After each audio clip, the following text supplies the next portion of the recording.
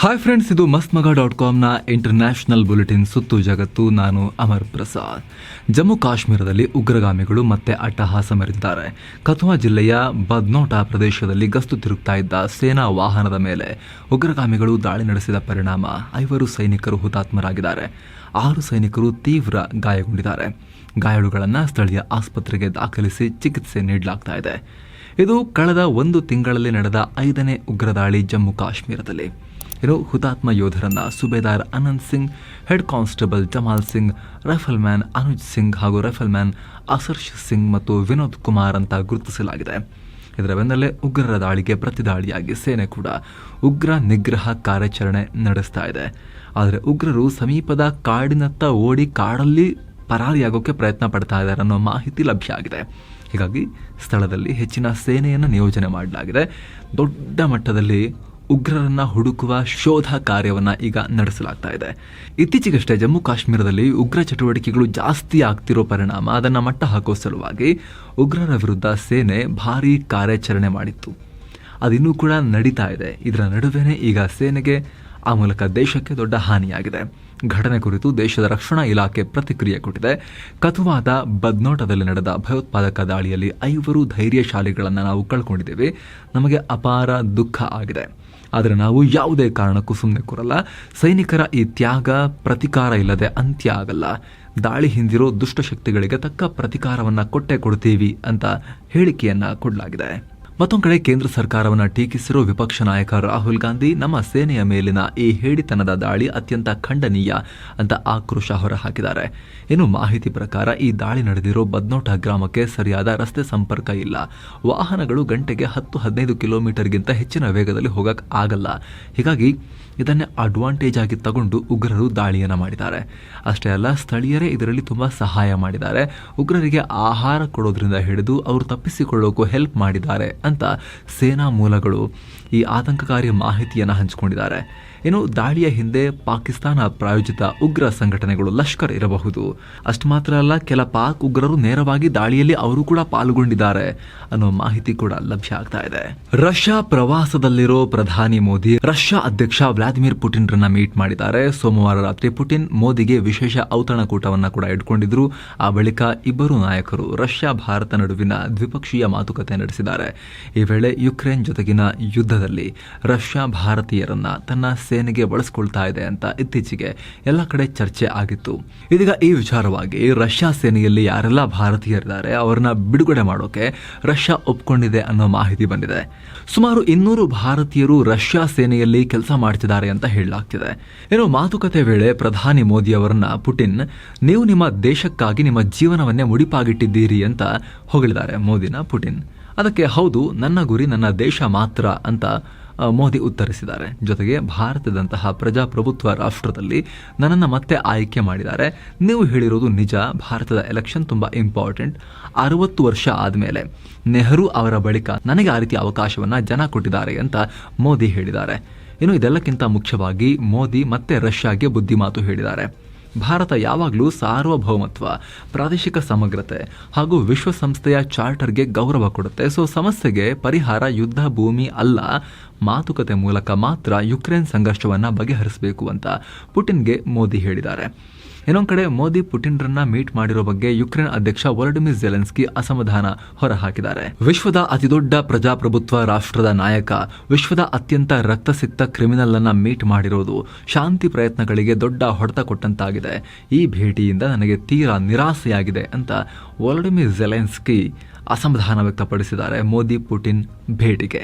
America ಅಧ್ಯಕ್ಷ Joe Biden ಅಮೆರಿಕವನ್ನ 3ನೇ ಮಹಾಯುದ್ಧದ ಅಂಚಿಗೆ ಮುನ್ನಡೆಸ್ತಾ ಇದ್ದಾರೆ ಅಂತ ಮಾಜಿ ಅಧ್ಯಕ್ಷ ಡೊನಾಲ್ಡ್ ಟ್ರಂಪ್ ತೀವ್ರ ವಾಗ್ದಾಳಿ ಮಾಡಿದ್ದಾರೆ. ಇಂಟರ್ವ್ಯೂ ಒಂದರಲ್ಲಿ ಮಾತನಾಡಿರೋ ಟ್ರಂಪ್, ಬೈಡೆನ್ರನ್ನ ಈ ಮನುಷ್ಯ ದೇಶದ ಪರವಾಗಿ ಮಾಡಬೇಕಾಗಿರೋ ಕೆಲಸಗಳನ್ನ ಸರಿಯಾಗಿ ಮಾಡ್ತಾ ಇಲ್ಲ, ಬೈಡೆನ್ಗೆ ಗೌರವನೇ ಇಲ್ಲ, ಆತ ಇಡೀ ದೇಶವನ್ನ 3ನೇ ಮಹಾಯುದ್ಧದ ಕಡೆಗೆ ಮುನ್ನಡೆಸ್ತಾ ಇದ್ದಾರೆ ಅಂತ ಕಿಡಿಕಾರಿದ್ದಾರೆ. ಅಲ್ಲದೆ ಅಮೆರಿಕ ಸದ್ಯ ಸಂಕಷ್ಟದಲ್ಲಿದೆ, ಬೈಡನ್ಗೆ ಅಹಂಕಾರ ಇದೆ. ಹೀಗಾಗಿ ಅವರು ಡೆಮೊಕ್ರೆಟಿಕ್ ಪಾರ್ಟಿಯ ಪ್ರೆಸಿಡೆನ್ಷಿಯಲ್ ಕ್ಯಾಂಡಿಡೇಟ್ ಸ್ಥಾನದಿಂದ ಹಿಂದೆ ಸರಿಯೋ ರೀತಿ ಕಾಣಿಸ್ತಾ ಇಲ್ಲ.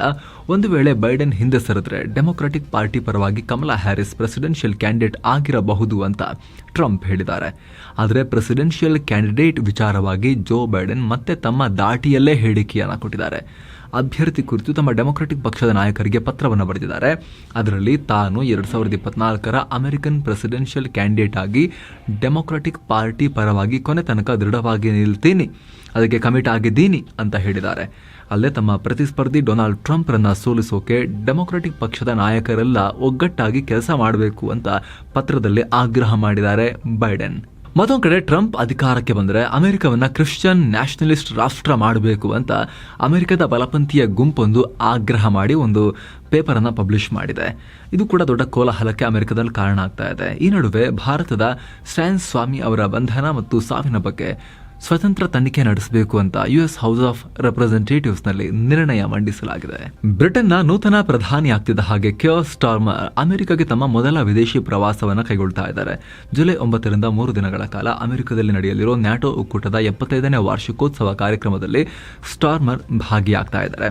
ಹೊಸ ಪ್ರಧಾನಿಯ ಆಯ್ಕೆ ಬೆನ್ನಲ್ಲೇ ಬ್ರಿಟನ್ ಪ್ರಧಾನಿಯ ಸಂಬಳದ ಬಗ್ಗೆ ಕೂಡ ಜೋರಾಗಿ ಚರ್ಚೆ ನಡೀತಾ ಇದೆ. ಸಾಮಾನ್ಯವಾಗಿ ಯುನೈಟೆಡ್ ಕಿಂಗ್ಡಮ್ ಅಲ್ಲಿನ ಪ್ರಧಾನಿಯ ವಾರ್ಷಿಕ ಸಂಬಳ 1.8 ಕೋಟಿ ರೂಪಾಯಿ. ಅಂದ್ರೆ ಅದರಲ್ಲಿ ಪ್ರಧಾನಿ ಸ್ಥಾನಕ್ಕಾಗಿ 86 ಲಕ್ಷ ಮತ್ತು ಎಂಪಿ ಆಗಿದ್ದಕ್ಕೆ 97 ಲಕ್ಷ ರೂಪಾಯಿ ಇರುತ್ತೆ. ಎರಡು ಸೇರಿ 1.8 ಕೋಟಿ ರೂಪಾಯಿ ಬರುತ್ತೆ. ಆದ್ರೆ ಯುಕೆ ಪ್ರಧಾನಿ ಕೂಡ ಎಲ್ಲರಂತೆ ತೆರಿಗೆ ಕಟ್ಟಬೇಕು. ಹೀಗಾಗಿ ಟ್ಯಾಕ್ಸ್ ಎಲ್ಲ ಬಿಟ್ಟು ಯುಕೆ ಪ್ರಧಾನಿ ಕೈಗೆ ಬರೋ ದುಡ್ಡು 80 ಲಕ್ಷ ರೂಪಾಯಿ ಮಾತ್ರ ಅಂತ ಹೇಳಲಾಗ್ತಿದೆ. ಏನೋ ತಾಲಿಬಾನಿ ಸರ್ಕಾರ ಅಧಿಕಾರಕ್ಕೆ ಬಂದಾಗಿನಿಂದ ಒಂದಲ್ಲ ಒಂದು ಕಾರಣ ಕೊಟ್ಟು ಅಫ್ಘಾನಿಸ್ತಾನದ ಮಹಿಳೆಯರನ್ನ ಚಿತ್ರಹಿಂಸೆ ಮಾಡಲಾಗ್ತಿದೆ. ಇದೀಗ ಈ ಮಾತಿಗೆ ಮತ್ತಷ್ಟು ಪುಷ್ಟಿ ಸಿಕ್ಕಂತಾಗಿದೆ. ಯಾಕಂದ್ರೆ ಸಾರ್ವಜನಿಕ ರಂಗದಲ್ಲಿ ಕೆಲಸ ಮಾಡೋ ಅಫ್ಘಾನ್ ಮಹಿಳೆಯರ ಸಂಬಳವನ್ನ ಗಣನೀಯ ಪ್ರಮಾಣದಲ್ಲಿ ತಾಲಿಬಾನ್ ಸರ್ಕಾರ ಇಳಿಕೆ ಮಾಡಿದೆ. ಸರ್ಕಾರದ ಸಚಿವಾಲಯಗಳಲ್ಲಿ ಕೆಲಸ ಮಾಡೋ ಮಹಿಳಾ ಸರ್ಕಾರಿ ಅಧಿಕಾರಿಗಳಿಗೆ ಮೊದಲು 20,000 ಅಫ್ಘಾನಿ ಕೊಡಲಾಗ್ತಾ ಇತ್ತು. ಅಂದ್ರೆ ಭಾರತದ ರೂಪಾಯಿ ಲೆಕ್ಕದಲ್ಲಿ 23,483 ರೂಪಾಯಿ ಕೊಡಲಾಗ್ತಾ ಇತ್ತು. ಆದರೆ ಈಗ ಆ ಸಂಬಳವನ್ನು 15,000ಕ್ಕೆ ಇಳಿಸಿದ್ದಾರೆ. ಅಲ್ಲದೆ ತಾಲಿಬಾನ್ ಆಡಳಿತಕ್ಕೂ ಮುನ್ನ ಪಬ್ಲಿಕ್ ಸೆಕ್ಟರ್ನಲ್ಲಿ ಯೂನಿವರ್ಸಿಟಿ ಪ್ರೊಫೆಸರ್ ಸೇರಿದಂತೆ ಹಲವು ಕ್ಷೇತ್ರಗಳಲ್ಲಿ ಮಹಿಳೆಯರು ತಿಂಗಳಿಗೆ 35,000 ಸಂಬಳ ಪಡಿತಾ ಇದ್ರು. ಆದರೆ ತಾಲಿಬಾನಿ ಸರ್ಕಾರ ಅವರನ್ನೆಲ್ಲ ಬ್ಯಾನ್ ಮಾಡಿ ಮನೆಯಲ್ಲೇ ಇರುವಂತೆ ಒತ್ತಾಯ ಮಾಡಿದೆ. ಅಂತ ಮಹಿಳೆಯರಿಗೆ ಈಗ 5,000 ಅಫ್ಘಾನಿ ಕೊಡೋದಾಗಿ ತಾಲಿಬಾನಿ ಸರ್ಕಾರ ಅನೌನ್ಸ್ ಮಾಡಿದೆ. ಇದು ಮಹಿಳೆಯರನ್ನ ಆಡಳಿತ ಮತ್ತು ಸಾರ್ವಜನಿಕ ಜೀವನದಿಂದ ದೂರ ಇಡೋ ಪ್ರಯತ್ನ ಮತ್ತು ಅವರನ್ನ 2ನೇ ದರ್ಜೆಯ ನಾಗರಿಕರಂತೆ ನೋಡೋ ಪ್ರಯತ್ನ ಅಂತ ಮಾನವ ಹಕ್ಕುಗಳ ಸಂಸ್ಥೆಗಳು ತೀವ್ರ ಆಕ್ರೋಶ ವ್ಯಕ್ತಪಡಿಸಿದ್ದಾರೆ. ಈ ಸುದ್ದಿಯಲ್ಲಿ ಕೆಲವರಿಗೆ ಆಶ್ಚರ್ಯ ಆಗಿರಬಹುದು. ಅಫ್ಘಾನಿಸ್ತಾನದ ಕರೆನ್ಸಿ ಅಫ್ಘಾನಿ ಭಾರತದ ರುಪಿಗಿಂತ ಜಾಸ್ತಿ ಸ್ಟ್ರಾಂಗಾ ಅಂತ. ಟೆಕ್ನಿಕಲಿ ನೋಡಿದಾಗ ಹಾಗೆ ಕಾಣುತ್ತೆ. ಭಾರತ ಮಾತ್ರ ಅಲ್ಲ, ಬಾಂಗ್ಲಾ, ಪಾಕ್ ಎಲ್ಲ ಕರೆನ್ಸಿಗಳಿಗಿಂತ, ಏಷ್ಯಾದ ಹಲವು ಕರೆನ್ಸಿಗಳಿಗಿಂತ ಬಾಂಗ್ಲಾದ ಕರೆನ್ಸಿ ಸ್ವಲ್ಪ ಸ್ಟ್ರಾಂಗ್ ಕಾಣುತ್ತೆ. ಜೊತೆಗೆ ಇತ್ತೀಚಿನ ವರ್ಷಗಳಲ್ಲಿ ಬೆಸ್ಟ್ ಪರ್ಫಾರ್ಮಿಂಗ್ ಕರೆನ್ಸಿಯಾಗಿಯೂ ಅಫ್ಘಾನಿ ಹೊರಹೊಮ್ಮಿದೆ. ಹಾಗಂತ ಆರ್ಥಿಕ ಕ್ರಾಂತಿಯನ್ನು ಅಫ್ಘಾನಿಸ್ತಾನದವ್ರು ಮಾಡಿಲ್ಲ. ಅವರು ಇಂಪೋರ್ಟ್ಸ್ನೆಲ್ಲ ಬ್ಯಾನ್ ಮಾಡ್ಕೊಂಡು ಕೂತಿದ್ದಾರೆ. ಜಾಸ್ತಿ ಇಂಪೋರ್ಟ್ ಮಾಡ್ಕೊಳ್ಳಲ್ಲ ಅವರು. ಹಣ್ಣು, ಆಮೇಲೆ ಈ ಡ್ರೈ ಫ್ರೂಟ್ಸು ಆ ಥರದ್ದೆಲ್ಲ ಜಾಸ್ತಿ ಅವರು ಮಾರ್ತಾರೆ ಹೊರಗಡೆ. ಅದರಿಂದ ವಿದೇಶಿ ವಿನಿಮಯವನ್ನು ಗಳಿಸ್ತಾರೆ. ಒಂದು ಸಣ್ಣ ಪ್ರಮಾಣದಲ್ಲಿ ಫಾರಿನ್ ಎಕ್ಸ್ಚೇಂಜನ್ನು ಅವ್ರು ಗಳಿಸ್ತಾರೆ. ಆದರೆ ಆ ವಿದೇಶಿ ವಿನಿಮಯವನ್ನು ಜಾಸ್ತಿ ಖರ್ಚೆ ಮಾಡಲ್ಲ, ಅವರು ಹೊರಗೆ ಹಾಕಲ್ಲ. ಯಾಕಂದರೆ ಜಾಸ್ತಿ ಏನು ಆಮದೇ ಮಾಡ್ಕೊಳ್ಳಲ್ಲ, ಅವರು ಲಿಮಿಟೆಡ್ ಆಗಿ ಆಮದನ್ನು ಮಾಡ್ಕೊಳ್ತಾರೆ. ಜೊತೆಗೆ ವಿಪರೀತ ಪ್ರಮಾಣದಲ್ಲಿ ಕರೆನ್ಸಿಯನ್ನು ಕೂಡ ಪ್ರಿಂಟು ಅವ್ರು ಮಾಡೋದಿಲ್ಲ. ಹಾಗಾಗಿ ಅವರ ಅಫ್ಘಾನಿ ತುಂಬ ಲೋ ಸಪ್ಲೈ ಇದೆ. ಜೊತೆಗೆ ಇಂಪೋರ್ಟ್ ತುಂಬ ಕಮ್ಮಿ ಇದೆ. ವಿದೇಶಿ ವಿನಿಮಯ ಇನ್ಕಮಿಂಗ್ ಮಾತ್ರ, ಔಟ್ ಗೋಯಿಂಗ್ ಜಾಸ್ತಿ, ಅವರಿಂದ ಅದನ್ನು ವಾಪಸ್ ಖರ್ಚೆ ಮಾಡ್ತಾ ಇಲ್ಲ ಜಾಸ್ತಿ. ಹಾಗಾಗಿ ಅವರ ಕರೆನ್ಸಿ ಸ್ವಲ್ಪ ಸ್ಟ್ರಾಂಗ್ ಆಗಿ ಕಾಣುತ್ತೆ. ಅದರ ಅರ್ಥ ಅಫ್ಘಾನಿಸ್ತಾನದ ಆರ್ಥಿಕತೆ ಭಾರತಕ್ಕಿಂತ ಅಥವಾ ಬಾಂಗ್ಲಾದೇಶಕ್ಕಿಂತ ಸ್ಟ್ರಾಂಗ್ ಇದೆ ಅಂತ ಅಲ್ಲ. ಸಾಲದ ಸುಳಿಯಲ್ಲಿ ಸಿಲುಕಿ ಒದ್ದಾಡ್ತಿರೋ ಪಾಕಿಸ್ತಾನ IMFನಿಂದ ಮತ್ತೆ ಸಾಲ ತಗೊಳ್ಳೋ ಬಗ್ಗೆ ಮಾತನಾಡಿದೆ. ಸದ್ಯ ಪಾಕಿಸ್ತಾನದಲ್ಲಿ ಹೆಚ್ಚಿಸಲಾಗಿರೋ ಅಧಿಕ ತೆರಿಗೆ ಯೋಜನೆ ದೇಶದ ಆರ್ಥಿಕತೆಗೆ ಆಸರೆಯಾಗದೇ ಇದ್ರೆ ಮತ್ತೆ IMFನಿಂದ ಸಾಲ ತಗೊಳ್ಳೋ ಪರಿಸ್ಥಿತಿ ಬರುತ್ತೆ ಅಂತ ಖುದ್ದು ಪಾಕ್ನ ಹಣಕಾಸು ಸಚಿವ ಮೊಹಮ್ಮದ್ ಔರಂಗಜೇಬ್ ಹೇಳಿದ್ದಾರೆ. ಯಾರು? ಔರಂಗಜೇಬ್. ಅಂದಹಾಗೆ ಕಳೆದ ತಿಂಗಳಷ್ಟೇ ಪಾಕ್ ಸರ್ಕಾರ ಬಜೆಟ್ ಮಂಡಿಸಿ ಹಾಲು ಸೇರಿದಂತೆ ಚರ್ಮದ ವಸ್ತುಗಳು ಹಾಗೂ ವಿವಿಧ ಸೆಕ್ಟರ್ಗಳ ಮೇಲೆ 18% ತೆರಿಗೆ ಹೆಚ್ಚಳ ಮಾಡಿದ್ರು. ಪಾಕ್ ಆರ್ಥಿಕತೆ ಸರಿ ಮಾಡೋಕ್ಕೆ ಈ ತೆರಿಗೆ ಹೆಚ್ಚಳ ಯೋಜನೆ ಬಿಗ್ ಬೂಸ್ಟ್ ಕೊಡುತ್ತೆ ಅಂತ ಪಾಕ್ ಹೇಳಿತ್ತು. ಪಾಕ್ ಪ್ರಧಾನಿ ಕೂಡ ಇದೇ ಲಾಸ್ಟ್, ಇನ್ಮೇಲೆ ನಾವು IMF ಹತ್ರ ಸಾಲ ಕೇಳೋದು ಇಲ್ಲ ಅಂತ ಹೇಳಿದರು. ಆದರೆ ಆ ರೀತಿ ಹೇಳಿ ಇನ್ನು 1 ತಿಂಗಳು ಕೂಡ ಮುಗ್ದಿಲ್ಲ. ಅಷ್ಟರಲ್ಲೇ ತೆರಿಗೆ ಹೆಚ್ಚಳ ಯೋಜನೆ ವರ್ಕೌಟ್ ಆಗದೆ ಹೋದರೆ ಮತ್ತೆ IMF ಹತ್ರ ಹಿಂಗೆ ಹೋಗ್ತೀವಿ ಅಂತ ಪಾಕ್ನ ಹಣಕಾಸು ಸಚಿವರೇ, ಯಾರು? ಮಿಸ್ಟರ್ ಔರಂಗಜೇಬ್ ಹೇಳಿಕೆಯನ್ನು ಕೊಟ್ಟಿದ್ದಾರೆ. ಪಕ್ಕದ ಮಯನ್ಮಾರ್ನಲ್ಲಿ ಅಲ್ಲಿನ ಸೇನೆ ಮತ್ತು ರೆಬೆಲ್ ಗುಂಪಿನ ಕಾಳಗ ನೆಕ್ಸ್ಟ್ ಲೆವೆಲ್ಗೆ ಹೋಗ್ತಾ ಇದೆ. ಮಿಲಿಟರಿ ಸರ್ಕಾರದ ವಿರುದ್ಧ ಬಂಡೆದ್ದು ವಿನಾಶ ಸೃಷ್ಟಿಸ್ತಾ ಇರೋ ಬಂಡುಕೋರರು ಈಗ ಅಲ್ಲಿನ ಏರ್ಪೋರ್ಟ್ ಒಂದನ್ನು ತೆಕ್ಕೆಗೆ ತಗೊಂಡಿದ್ದಾರೆ. ರಖೇನ್ ಪ್ರಾಂತ್ಯದಲ್ಲಿರೋ ತಾಂಡ್ವೆ ಏರ್ಪೋರ್ಟ್ ನಮ್ಮ ಕಂಟ್ರೋಲ್ನಲ್ಲಿದೆ ಅಂತ ರೆಬೆಲ್ ಗುಂಪು ಹೇಳಿದೆ. ಇದು ಮಯನ್ಮಾರ್ ಸೇನೆಗೆ ದೊಡ್ಡ ಪೆಟ್ಟು. ಆ ರೀತಿ ವಿಶ್ಲೇಷಣೆ ಮಾಡಲಾಗ್ತಾ ಇದೆ. ಯಾಕಂದರೆ 2021 ಇಸವಿಯಿಂದಲೂ ಮಯನ್ಮಾರ್ನಲ್ಲಿ ಸೇನೆ ಮತ್ತು ಬಂಡುಕೋರರ ಸಮರ ದೊಡ್ಡ ಮಟ್ಟದಲ್ಲಿದೆ. ಒಂದೊಂದೇ ಪ್ರದೇಶಗಳನ್ನು ರೆಬೆಲ್ ಗುಂಪುಗಳು ಗೆಲ್ತಾ ಇದ್ದಾರೆ. ಆದರೆ ಯುದ್ಧದಲ್ಲಿ ಇಂಪಾರ್ಟೆಂಟ್ ಅಂತ ಗುರುತಿಸಿಕೊಳ್ಳೋ ಏರ್ಪೋರ್ಟ್ನಂತಹ ಆಯಕಟ್ಟಿನ ಕನೆಕ್ಟಿವಿಟಿ ಜಾಗಗಳು ಕಂಟ್ರೋಲಿಗೆ ಸಿಕ್ಕಿರಲಿಲ್ಲ.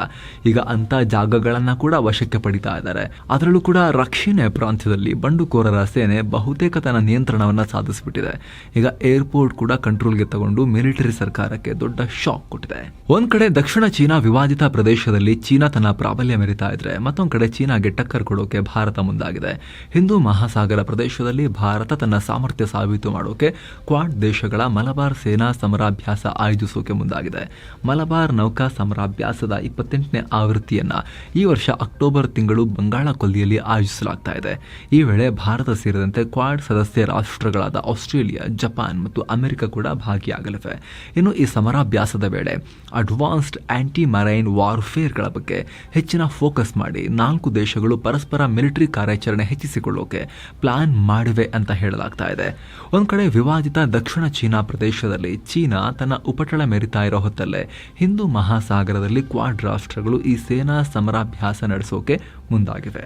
ಬಾಲಿವುಡ್ ನಟ ಶಾರುಖ್ ಖಾನ್ ತನ್ನ ನಟನೆಯನ್ನ ಕಾಪಿ ಮಾಡಿದ್ದಾರೆ ಅಂತ ಪಾಕ್ನ ತೌಕೀರ್ ನಸೀರ್ ಆರೋಪ ಮಾಡಿದ್ದಾರೆ. ಇಂಟರ್ವ್ಯೂ ಒಂದರಲ್ಲಿ ಮಾತನಾಡಿರೋ ತೌಕೀರ್, ಪರ್ವಾಸ್ ಸಿನಿಮಾದಲ್ಲಿ ನಾನು ನಟಿಸಿದ ರೀತಿನೇ ಕಭಿ ಅಲ್ವಿದಾ ನಾ ಕೆಹನಾ ಸಿನಿಮಾದಲ್ಲಿ ಶಾರುಖ್ ಕೂಡ ನನ್ನ ಹಾಗೇನೆ ಆಕ್ಟ್ ಮಾಡಿದ್ದಾರೆ. ಹೀಗಾಗಿ ಅವರು ನನ್ನ ಸ್ಟೈಲನ್ನು ಕಾಪಿ ಮಾಡಿದ್ದಾರೆ ಅಂತ ಹೇಳಿದ್ದಾರೆ. ಅಷ್ಟೇ ಅಲ್ಲ, ಕಭಿ ಅಲ್ವಿದಾ ನಾ ಕೆಹನಾ ಚಿತ್ರ ಮೂವಿ ಕೂಡ ನಮ್ಮ ಪರ್ವಾಸ್ ಕಥೆಯನ್ನೇ ಆಧರಿಸಿದೆ. ಈ ರೀತಿ ಕಾಪಿ ಮಾಡಿರೋ ಶಾರುಖ್ ಮತ್ತು ಅವರ ಟೀಮ್ ನಮಗೆ ಥ್ಯಾಂಕ್ಸ್ ಕೂಡ ಹೇಳಿಲ್ಲ ಅಂತ ತೌಕೀರ್ ಹೇಳಿದ್ದಾರೆ. ಅಮೆರಿಕದ ಟೆಕ್ಸಸ್ ಪ್ರಾಂತ್ಯದಲ್ಲಿ ಬೆರಿಲ್ ಚಂಡಮಾರುತದ ಎಫೆಕ್ಟ್ನಿಂದಾಗಿ ಜೋರಾದ ಗಾಳಿ ಹಾಗೂ ಧಾರಾಕಾರ ಮಳೆಯಾಗಿದೆ. ಪರಿಣಾಮ 1300ಕ್ಕೂ ಅಧಿಕ ಫ್ಲೈಟ್ಗಳನ್ನು ಕ್ಯಾನ್ಸಲ್ ಮಾಡಲಾಗಿದೆ. ಅಲ್ಲದೆ ಈ ಅವಾಂತರದಿಂದಾಗಿ 27 ಲಕ್ಷ ಮನೆಗಳಿಗೆ ವಿದ್ಯುತ್ ಸಂಚಾರ ಕಟ್ಟಾಗಿ ಅಲ್ಲಿನ ವ್ಯಾಪಾರಕ್ಕೂ ಭಾರಿ ಅಡಚಣೆ ಉಂಟಾಗಿದೆ ಅಂತ ಅಲ್ಲಿನ ಮಾಧ್ಯಮಗಳು ವರದಿ ಮಾಡಿವೆ. ಸೊ ಫ್ರೆಂಡ್ಸ್, ಇದಾಗಿತ್ತು ಇವತ್ತಿನ ಜಗತ್ತಿನ ಸುತ್ತಾಟ. ಮತ್ತೆ ಭೇಟಿಯಾಗ್ತಿರೋಣ. ನಮಸ್ತೆ.